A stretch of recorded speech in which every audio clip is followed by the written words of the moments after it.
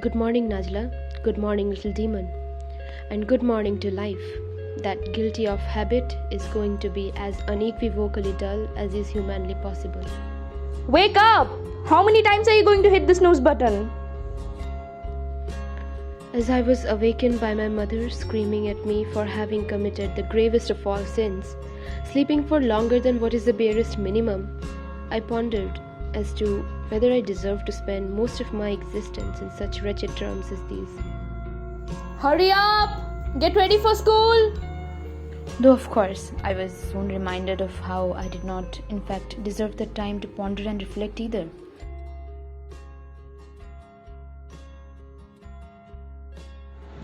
You never help me with the house chores. You're just like your father. One would think that a girl would have the good sense to wake up an hour earlier and help her mother cook breakfast. But that's too much to ask for, apparently. And is it too much to ask for a little peace in the house, at least in the morning? Although my father seldom speaks, it's the silence of an ambush predator. Not unlike those creatures he chooses to avoid fatigue, concealing himself until the right moment, before he mounts an overwhelming attack, quickly debilitating me, his principal prey. He's crafty like that.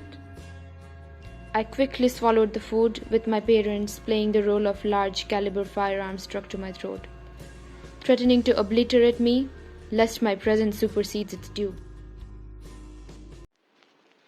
Although no part of my life ever seems to show a lack of crisis, the recess has proven to be the most dreaded part of the day for me.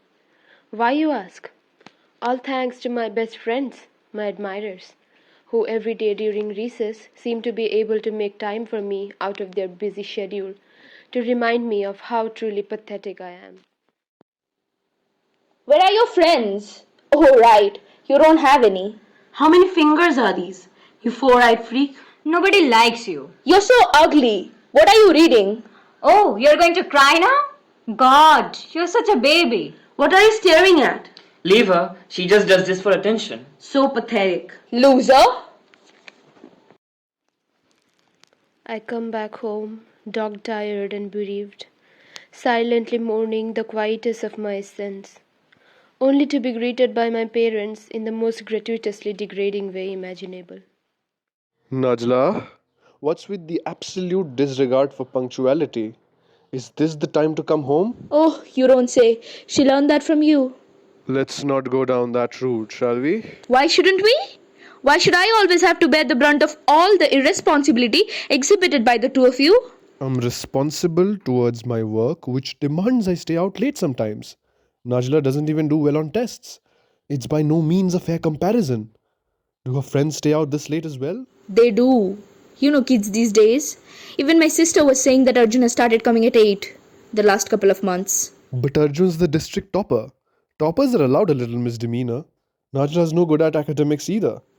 God birthed her a woman. She could easily make up for her failures at school by learning some chores, by trying to be a good woman.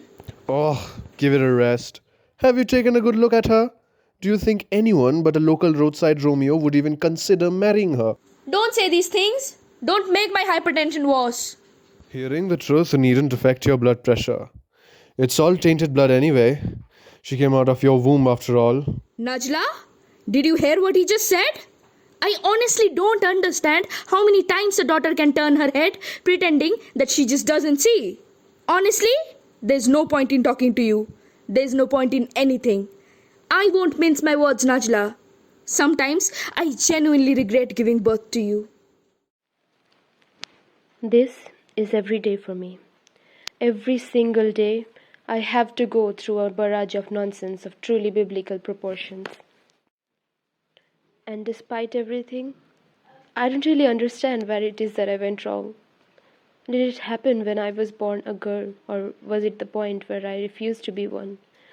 Did it happen when I was enrolled in school, or did it happen when I first got a bad grade? Or did it happen when I dismissed formal education as a mere formality? I just don't know. But one thing that I have learned the hard way is that people love to have an opinion about me, and I am completely powerless with regards to it. People like to tell me who I am and who I am not, who I am supposed to be and who I absolutely cannot. And who knows? Maybe they're right. Maybe I've been fighting a losing battle ever since I first donned a skirt. And sometimes I just feel stuck, suffocating in my own sour air.